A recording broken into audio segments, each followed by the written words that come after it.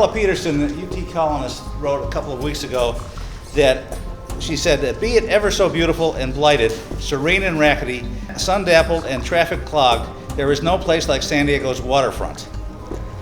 And in time it might even be a place where San Diegans can feel at home. And I don't think we are there yet.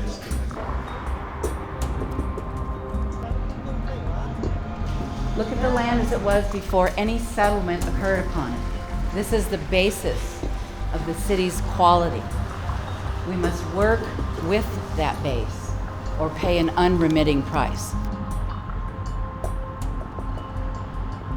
I think we are really at a crossroads in San Diego, particularly with could well be our last chance for the public to get involved to make something really visionary happen on our waterfront.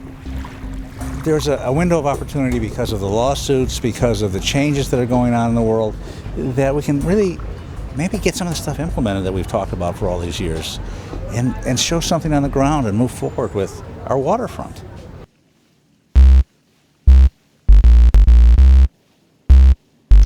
The whole push toward building on the South Embarcadero started in the late 70s. There was a political campaign to convince the public that we should take an old parcel called Navy Sports Field and build a convention center on that site. They kept adding podium structures and podium structures and podium structures, and pretty soon they had filled up the entire site, the entire lot. We started the creation of a bayfront wall, and it grew from there. The Manchester Hyatt Hotel Complex, third tallest buildings in San Diego and the tallest waterfront structure on the West Coast. Among the tallest buildings in San Diego are sitting right on our waterfront. Many parties believe that the North Embarcadero offers San Diego community a chance to help mitigate the loss of public access and views that we've suffered because of what the Port and the Coastal Commission allowed to happen on the South Embarcadero. And you look at what's happening at the end of the Broadway Pier currently, it's not just the building, which the Port in their wisdom chose to go forward with on the Broadway Pier, but you will now see a chain link fence enclosed, series of backflow preventers and electrical equipment. That is the terminus of Broadway right now. Is that the kind of image we want at the end of our ceremonial street, Broadway? For a change. It's time for the Port to adopt the motto of the City of San Diego, which very eloquently states, "The noblest motive is the public good."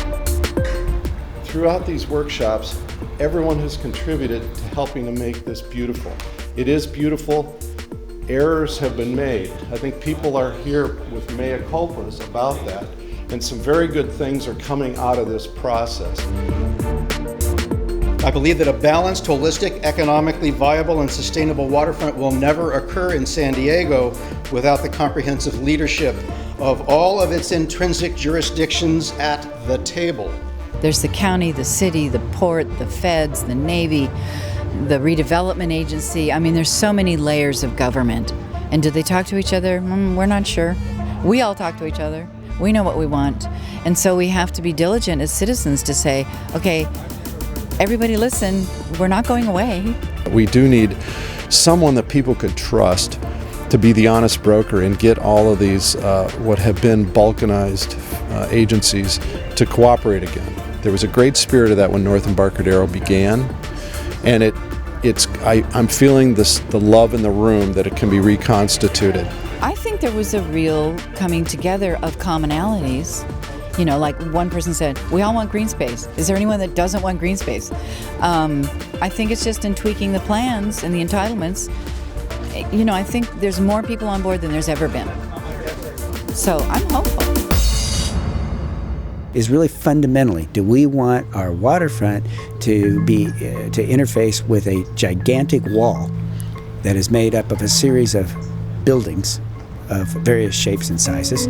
Or do we want our waterfront to connect to the pedestrian ground level experience and as human beings and people interface with it, and then all those big buildings that are necessary and valuable in creating economic activity is a separate and distinct horizontal experience from the ground level experience that comes from the water truly interfacing with the downtown.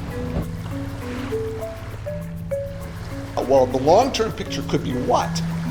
The long-term picture to me is Navy Broadway becomes this awesome park area with all kind of commercial uses as well as civic uses. And I look at what Lane Field can be, and I think you put those together, and we now have Stanley Park in Vancouver, we have Central Park in New York, and that is a huge economic and quality of life issue for all of us if we're not selfish about our interests.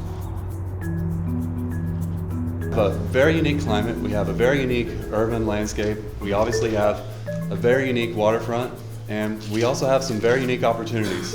You know, let's just consider the options, let's inspire people to dream.